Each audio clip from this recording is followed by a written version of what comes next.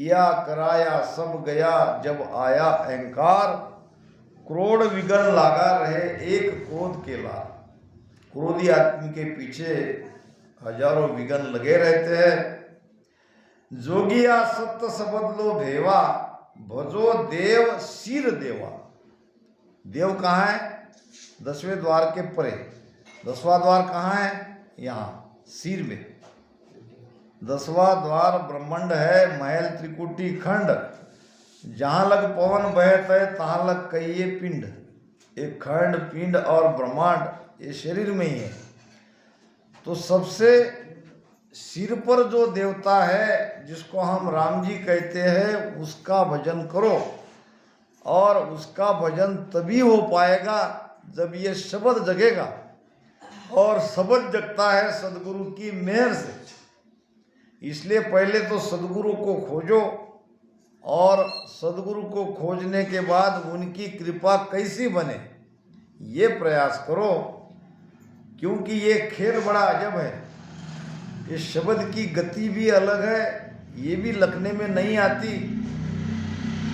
जग जाए तो एक पल में जग जाए, या बरसों लगेंगे, कई बरस लग सकते, या जन्म भी बीत सकता है। और जगने का रहा तो उसके भीतर में अभी जगेगा, ये कह नहीं सकते। कर्म सबके अलग अलग है।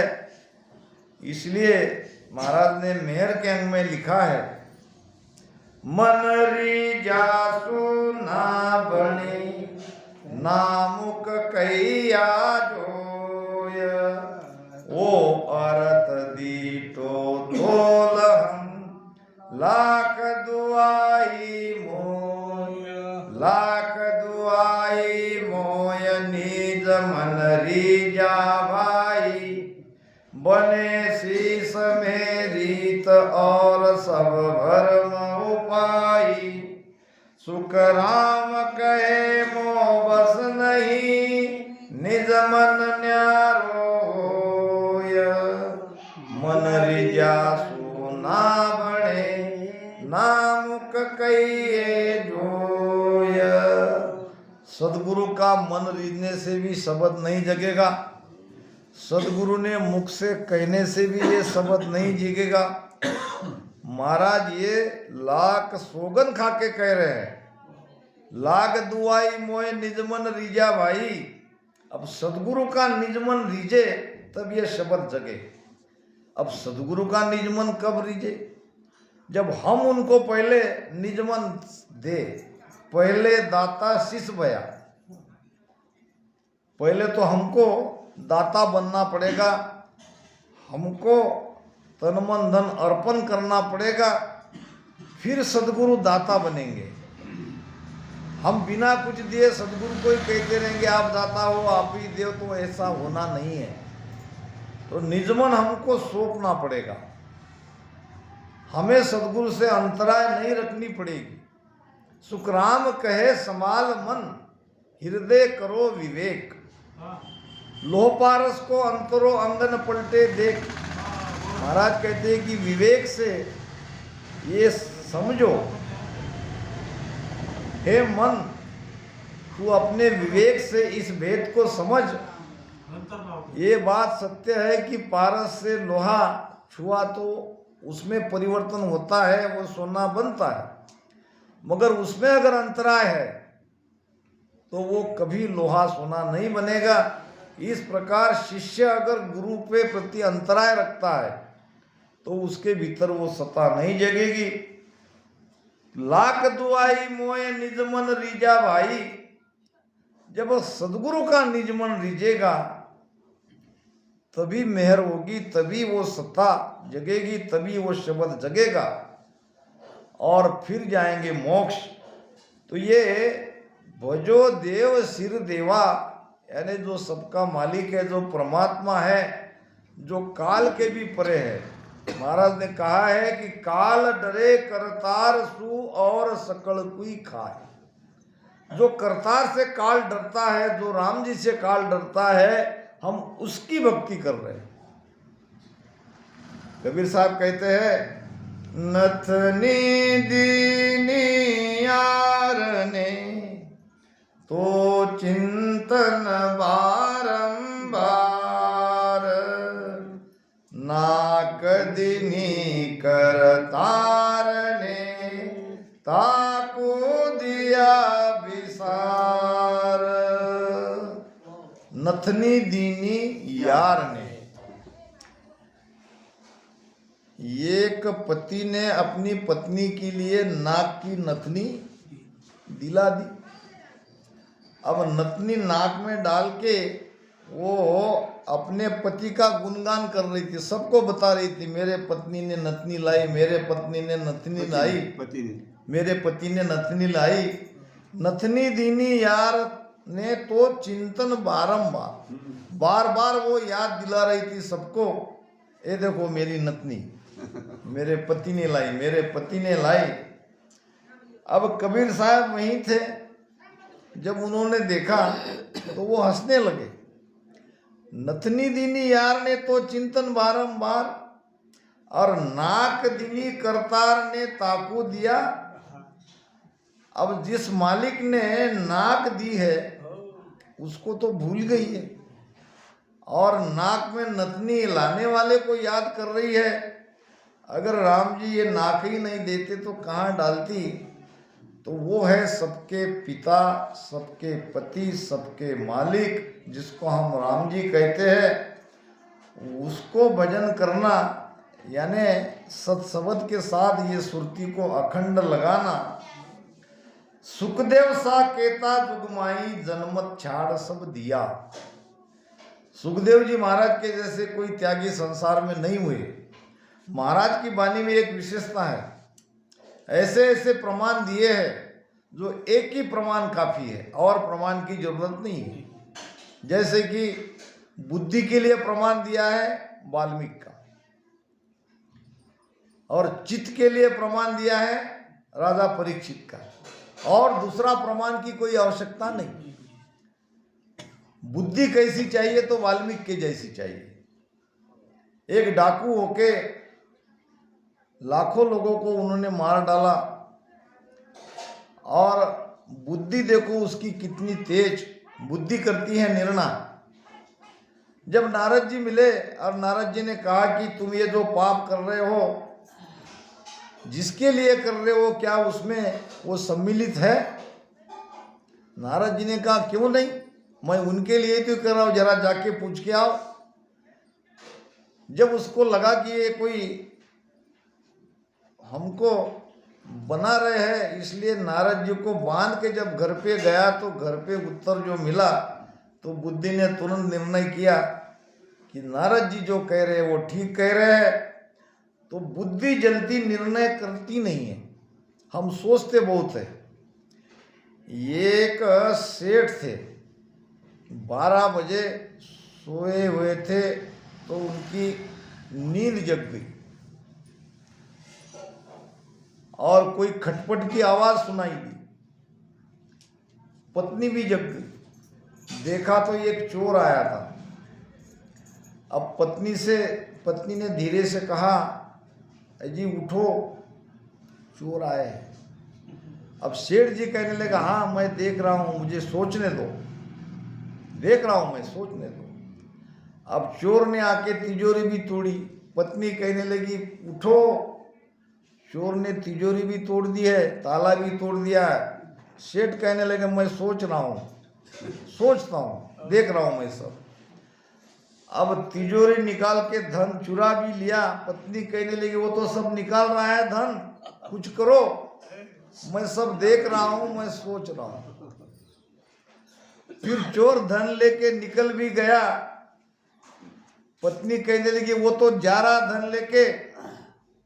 सेठ जी वही, मैंने सब देख रहा हूँ, मैं सोच रहा हूँ, आप क्या खाक सोचोगे, सारा धन चला गया, अब सोचने से क्या होगा।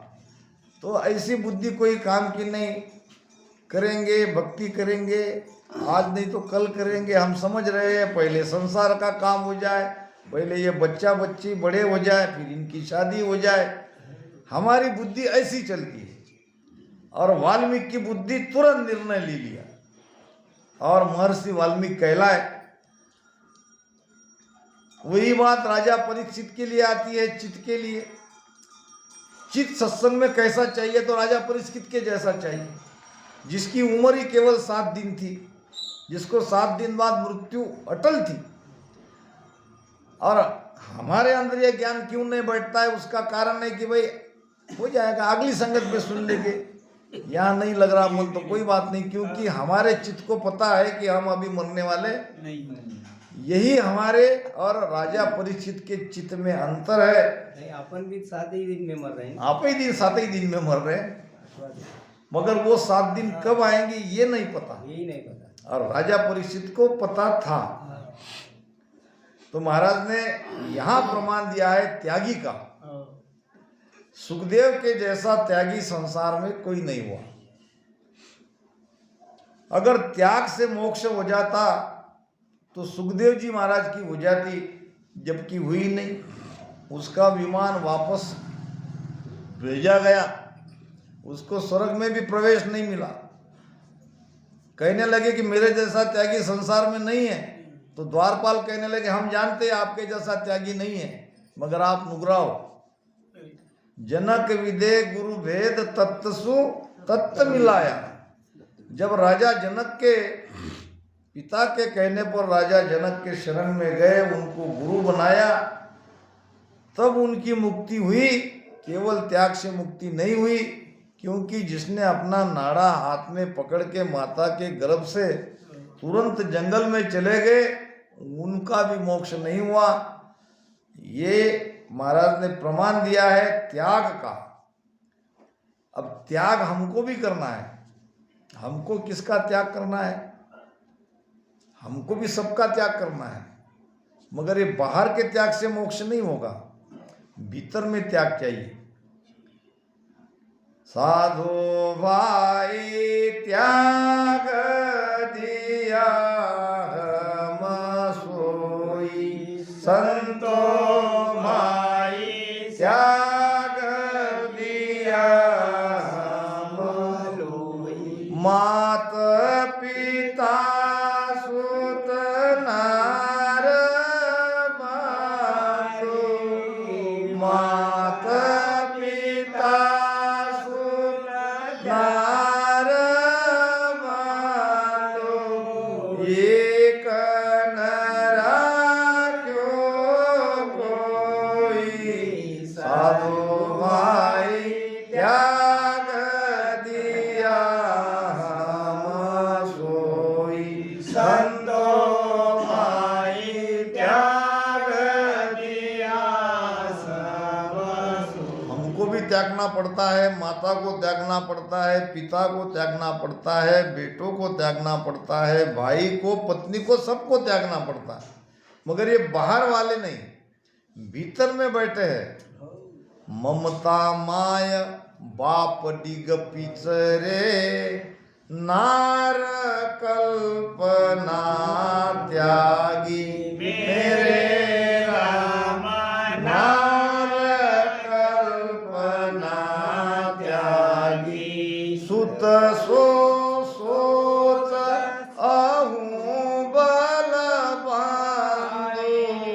सुत सो सोच अहूँ बलवान, झाड़ सूरत लागी, साधु भाई त्याग दिया हम सोई, संतो भाई त्याग दिया सब सोई। त्याग भीतर का चाहिए, त्याग माता का करना है, हमारी जन्म देने वाला माता को नहीं। उनकी तो सेवा करनी है, वो तो हमारे द्वितीय गुरु है।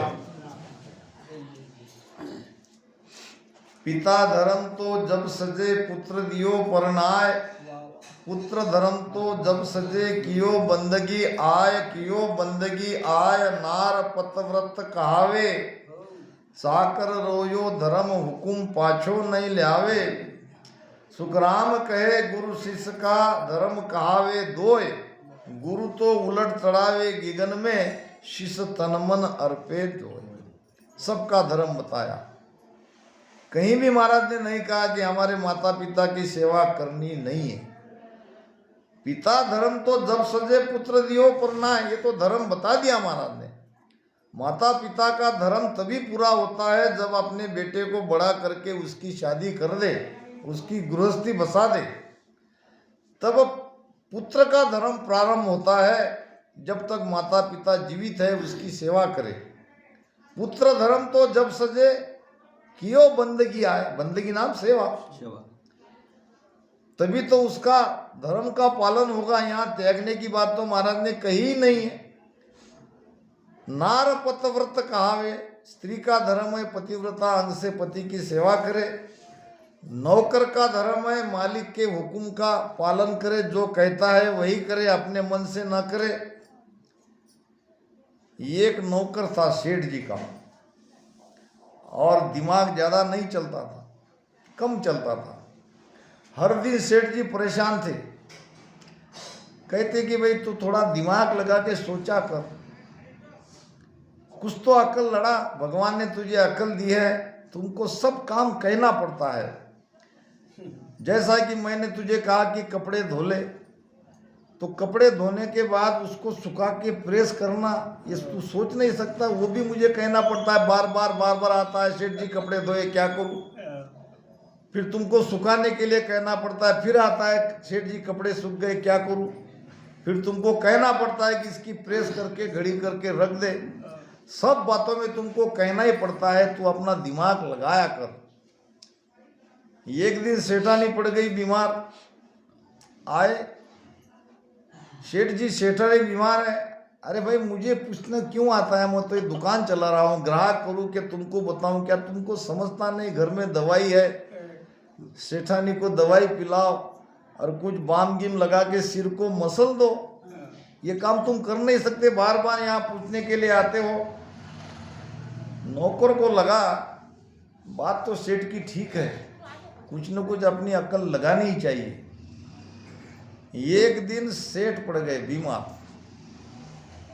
बुखार आने लगा। नौकर को बुलाया, अरे देखो मुझे बुखार आ रहा है। नौकर गया बाहर। अब उसने अपना दिमाग चलाया। बहुत देर बाद वो आया तो कुछ लोगों के साथ में लेकर आया। पहले तो साथ में डॉक्टर था, फिर 4-5 लोग दूसरे थे, फिर अंतिम संस्कार के सारे साहित्य थे, बाजा गाजा लकड़ा और वो सब साहित्य लेके, नए कपड़े लेके आया। सेठ जी ने पूछा कितनी देर हुई? डॉक्टर को लाने के लिए इतनी देर होती है? सेठ जी मैंने अपना दिमाग चलाया। बार बार आप कहते थे, आज तुमको कहने का मौका नहीं दिया मैं। क्या दिमाग चलाया? ये डॉक्टर लाया हूँ, डॉक्टर आपकी जांच करेगा, आपको दवाई देगा। अगर ठीक हुए तो अच्छा, अगर मर गए तो सारी तैयारी मैंने करके रखी है, आपको कोई चिंता करने की। तो ऐसे नौकर से काम नहीं चलेगा। चाकर रोयो हुकुम पाछो नहीं लावे। चाकर का धर्म वह है, मालिक जो कहता है वैसा करे। और इस प्रकार त्यागना है ममता रूपी माता को। ममता को छोड़ो, ये ममता रूपी माता बड़ी दुखदाई है। हमारी जन्म देने वाली माता का त्याग नहीं करना है। और पिता है दिग्पिच। दिग्पिच यानी करूँ कि नहीं, करूँ कि नहीं, सत्संग में जाओ कि नहीं, जाओ कि नहीं। ये दिग्पिच होता है ना कभी कभी। कोई दूसरा आके टोक देते हैं तो रुक जाते हैं, फिर अंदर में मन में आता है कि चले ही जाए। फिर थोड़े आगे जाते हैं, फिर घर का काम याद आता है, फिर ये कैसे होगा। तो ये दिग्पिच रूपी पिता को त्यागना है। भजन में ऐसा है। ये गहना आदमी अपनी इसमें अभी आया हूँ। जाए कि नहीं जाए, करे कि नहीं करे, जब दुविधा आती है इसको कहते हैं दिग्पिच। दुविधा मतलब दुविधा दुर्मत राखो हो। ये दुविधा दुर्मति को दूर करो और एक मन से भक्ति करो, भजन करो, तब सिद्ध होगा। एक मना सिद्ध दुविधा पारन पूछे बे। ममता माय बाप डिग पिचरे नार कल्पना त्यागी। कौन सी स्त्री को छोड़ना है?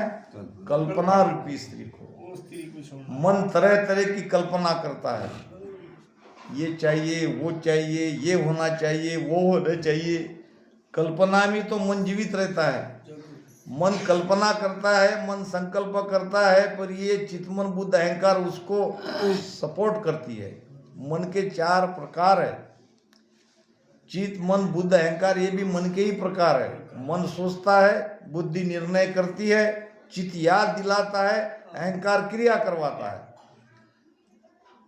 तो ये नार कल्पना त्यागी, कल्पना रूपी स्त्री का त्याग करो। कल्पना कब त्यागी जाएगी? कल्पना ऐसी यूं ही नहीं छोड़ सकते। सबके अपने अपने प्लानिंग रहते हैं, कैसे जीना है और कैसे जिए। सब अपने तरीके से कल्पना करके सोच के, जब संतोष आता है तभी कल्पना बंद होगी। जब तक संतोष नहीं आएगा कल्पना बंद नहीं होगी, क्योंकि मन एक जगह कहीं रुकता नहीं है।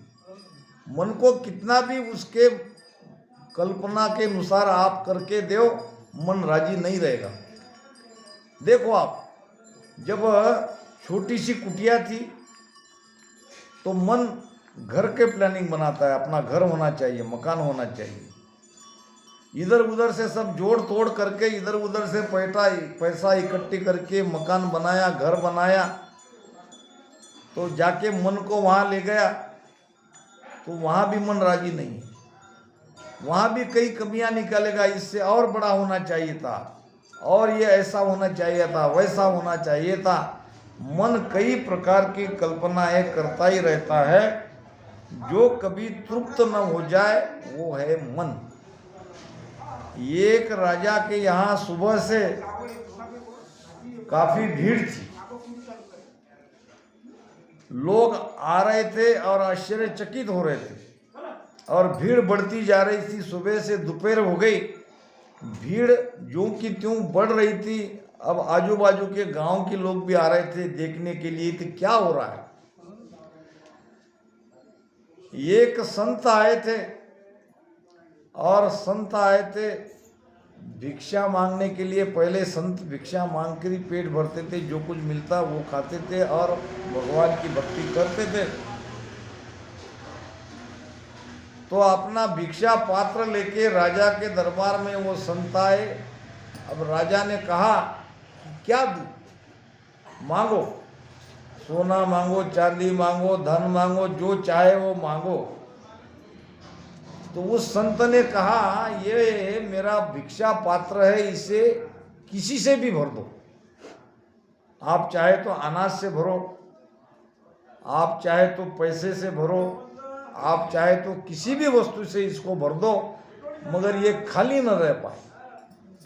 राजा ने कहा बस इतना छोटा सा भिक्षा पात्र, ये तो ऐसे ही भरा जाएगा। तो आपकी मर्जी, आप जो देना चाहे वो दे दो, मगर ये खाली न रह पाए। अब राजा ने कहा कि चलो इसको पैसे से ही भर दो, बेचारे संत है, काम आएंगे। अब पैसा डालते गया और वो खाली ही होता गया। ऊपर से पैसा डाल रहे और वो भरे ही नहीं। पूरा तिजोरी का पैसा, राजा का जो खजीना था, अमाप खजीना था, पैसा खत्म हो गया। नौकर आया राजा के पास, वो भर ही नहीं रहा है। अच्छा, फिर चांदी सोना जो भी है वो सब दे दो, किसी से भी उसको भर दो, मगर भरो। अब दोबारा मेरे पास नहीं आना वो भरा नहीं करके। अब सारा खजाना, सोना चांदी, हीरे जवाहरात जो भी थे सबके सब उसमें डाल लिए, फिर भी वो भर ही नहीं रहा। अब सब परेशान। अब लोग भी देखने के लिए आए। अब राजा भी वहाँ आए कि ये क्या है। फिर सोचने पर राजा को विश्वास करना पड़ा, ये कोई मामूली भिक्षा पात्र नहीं है, और ये भिक्षा लेने वाला भी कोई मामूली नहीं है। अब सब काम बंद करवा दिए और उसके चरणों में झुक के कहा कि महाराज क्षमा करे, आप बताए तो सही ये पात्र क्यों नहीं भर रहा इतना छोटा सा। संत हंसने लगे, कहने लगे ये त्रिलोक की संपत्ति भी इसमें डाल दिए, फिर भी ये भरने वाला नहीं है, तुम्हारा तो ये खजीना है। तो ऐसी क्या विशेषता है दीक्षा पात्र में? ये मनुष्य की खोपड़ी का पात्र है, मरे हुए मनुष्य की खोपड़ी है। अब इसको तुम कितना भी दो ये कभी संतुष्ट नहीं होगी। मनुष्य को कितना भी मिल जाए वो कभी संतोष नहीं हो सकता। संतुष्ट तब होगा जब वो सत्संगी बनेगा, ज्ञान के अनुसार रहेगा, भजन सुमिरन करेगा, धीरे धीरे उसके अंदर वो संतोष आता जाएगा। गज धन, बाजी धन और रतन धन खान, जब आया संतोष धन तो सब धन धूली समान। संतोष जब तक नहीं आएगा तब तक ये धन से मन नहीं हटेगा। तो महाराज कहते हैं त्याग से मुक्ति संभव नहीं है। अगर त्याग से मुक्ति हो जाती तो सुखदेव जी महाराज की हो जाती, जो कि उनको इतने बड़े त्यागी रह के एक गृहस्थी को गुरु बनाना पड़ा। राजा जनक गृहस्थी थे। अब उसको तो देखते ही उसके मन में भाव बदल गए कि मेरे पिताजी ने मुझे कहाँ गुरु करने के लिए भेजा है। ये राजपाट सुख संपत्ति में ये लिपायमान है, कई रानियां उनकी सेवा में हैं और वो सेवा करवा भी रहे हैं, सिंहासन पे बैठे हैं, नौकर चाकर सब कुछ है, और ये मुझे क्या दीक्षा देगा और क्या मुझे ज्ञान बताएगा। सुखदेव जी महाराज के भाव राजा जनक ने पहचान लिए और वहीं उन्होंने परीक्षा भी करवा दी। कहा कि एक तेल का एक कटोरा लिया और कहा कि सुखदेव जी तुम इसमें देखो, ध्यान रहे यहाँ से तुम्हारी नज़र हट गई तो मेरा एक सेवक तलवार लिए खड़ा ही है। ये तेल में से आपकी नज़र हट गई तो आपकी गर्दन उड़ गई। तो वो पूरी उसकी महल वो तेल के उस पात्र को देखते देखते देखते देखते वापस घूमकर आ गया। फिर राजा जनक ने पूछा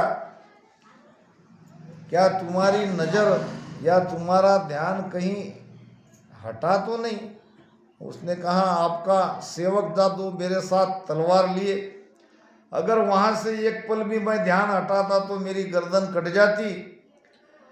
तो इसी प्रकार तुम्हारे मन में जो मेरे बारे में शंका है, मैं ऊपर ऊपर दिखावे के लिए तो ये सब कर रहा हूँ।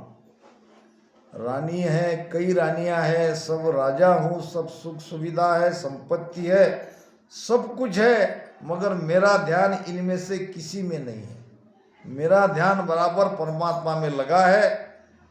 इसी प्रकार तुमको भी ये ध्यान अपने भीतर में लगाना पड़ेगा। फिर जनक राजा ने सुखदेव जी को ये भेद बताया और फिर सुखदेव जी वो भी परम गति को प्राप्त हो गए। तो महाराज कहते हैं केवल त्यागने से जीव बंधन से मुक्त नहीं होगा। जीव बंधन से मुक्त तभी होगा जब उसे सत्शब्द का भेद मिलेगा, जब शब्द जगेगा, शब्द के साथ उसकी भीतर की यात्रा प्रारंभ होगी, तभी उसका मोक्ष होगा। आगे बात आई है